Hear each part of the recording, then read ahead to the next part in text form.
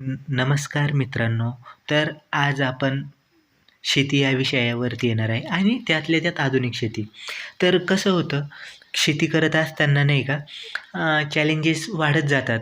आता आपण जर निसर्गाचं चक्र बघितलं, तर शेती करणं फारच अवघड होऊन बसलं आहे.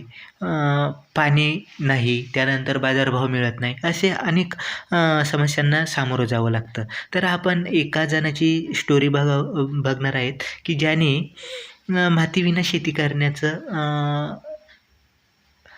ठरवलं आहे, की मातीविना पण शेती करता येऊ शकते. हा प्रयोग त्याने अ, यशस्वीरित्या करून दाखवला आहे. तर आता कसं आहे, पारंपरिक शेती आता मागे पडली आणि तंत्रज्ञान जोरावर शेती करू लागला आहे आणि आधुनिक शेतीचे असे नवीन-नवीन प्रयोग तुम्ही आजपर्यंत ऐकले असतील. पण तुम्ही कधी विचार केला आहे का, की मातीविना शेती अशी संकल्पना तुम्ही कधी ऐकलीच नसेल, चक्रावलात ना? तर ही गोष्ट एका पुण्यातील तरुणाची. त्याने हा भन्नाट प्रयोग यशस्वीपणे करून दाखवला आहे. तर त्यांनी कंटेनर फार्मिंगचा प्रयोग केला आहे. कृषी क्षेत्रामधील ही एक महत्त्वाची क्रांती म्हणावी लागेल. त्याच्या या प्रयोगामुळे सर्वत्र त्याची चर्चा होत आहे. हा जो आहे तो मूळचा नाशिकचा आहे. त्याने कम्प्युटर सायन्समधून शिक्षण घेतलं आणि विदेशी कंपन्यांसोबत काम करायला सुरुवात केली.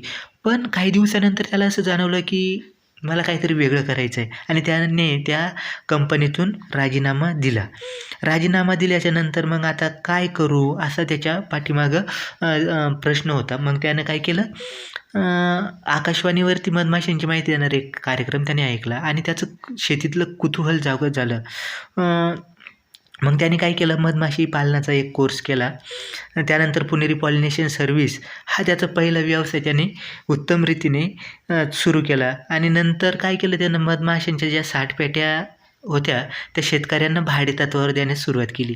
म्हणजे यातून त्याला एक मोठा फंडसुद्धा त्याच्या बिझनेससाठी उभा करता यायला लागला आणि त्यासोबतच शेतकऱ्यांच्या समस्या सोडवण्यासाठी पण त्याला मदत करता आली आणि त्यांचे उत्पन्न वाढावे आणि एक खूप चांगल्या प्रकारचे बिझनेस मॉडेल तयार व्हावे, यामागे त्याचा मेन उद्देश हा होता, असे त्यांनी सांगितले. आणि एका पेटीमध्ये साधारणतः 10 ते 20,000 मधमाशांचा समावेश होतो आणि हा जो व्यवसाय आहे तो खूपच चॅलेंजिंग होता. त्यामध्ये त्यामधून बरंच काही शिकता आपल्याला येतं आणि कंटेनर शेतीची आयडिया त्यानं नंतर काय केलं, की कंटेनर शेतीची आयडिया त्याने हे केली, की मातीविना शेतीचा म्हणजेच कंटेनर फार्मिंगचा प्रयोग केला. या प्रयोगासाठी त्यानं काही लोकांची मदत घेतली. तंत्रज्ञानाच्या सहाय्याने रोपाच्या वाढीसाठी लागणारेच म्हणजे सीडिंग टू हार्वेस्टिंग अशा सर्व घटकांची व्यवस्था असलेला इन्सुलेटेड कंटेनर डिझाईन केला. कंटेनरमध्ये तापमान, नंतर एअर सर्क्युलेटर, चिलर, AC तसेच आर्द्रता कमी जास्त करण्यासाठी आवश्यक अशा तंत्रज्ञानाचा वापर केला होता. थेरॉटिकल आणि प्रॅक्टिकल गोष्टी प्रॅक्टिकलमध्ये उतरवणं फार चॅलेंजिंग असतं. सुरुवातीला 1-2 पिके फेल गेली, त्यानंतर यश मिळायला लागलं. कंटेनरमध्ये पालेभाज्या, त्यानंतर इनडोअर पिके घेऊ शकतो. स्ट्रॉबेरी पिकवण्याचा प्रयोग यशस्वी झाला आहे. यामुळे 4,000 झाडे लावता येऊ शकतात. हायटेक फार्मिंगचा यूज करून बनवलेल्या या 320 स्क्वेअर फुटाच्या कंटेनरमध्ये एका वर्षात 1 एकर पीक घेता येऊ शकतं, अशी त्यानं माहिती दिली आहे. आणि आता तुमच्या लक्षातच आलं असेल, की माती नष्ट होते आहे आणि त्यासाठी जी गोष्ट नष्ट होती ना त्याच्यासाठी दुसरं काहीतरी पर्याय आपल्याला शोधावा लागतो. आता पूर्वी आपण झोपड्या बांधून राहायचो.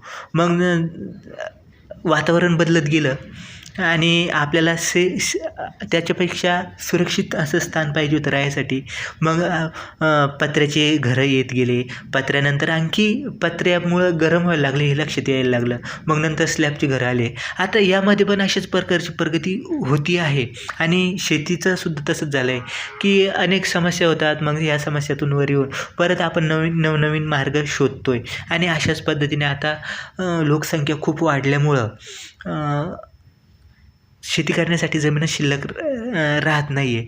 तर अशा काळात आपण नवीन मार्ग शोधायला माणसाने सुरुवात केली आहे आणि त्यासाठीच आता ही कंटेनर फार्मिंगचं नवीन तंत्र विकसित होऊ लागलं आहे. या माध्यमातून आपल्याला मातीविना शेती करता येऊ लागली आहे आणि त्यातून उत्पन्नसुद्धा चांगल्या प्रकारचं घेता येऊ लागलं आणि त्यामध्ये पाणी आणि जे काही सगळ्या गोष्टी आहेत त्या सगळ्या आपल्या पद्धतीने आपण प्रोव्हाइड करू शकतो त्या पिकांसाठी.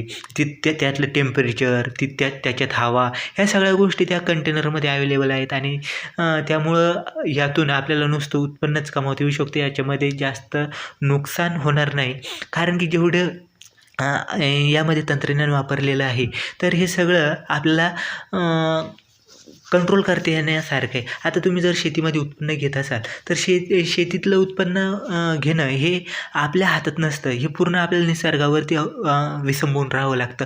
पाऊस जर जास्त पडला तर खूप सारं नुकसान होतं किंवा पाऊस पडलाच नाही तरीसुद्धा नुकसान होतं.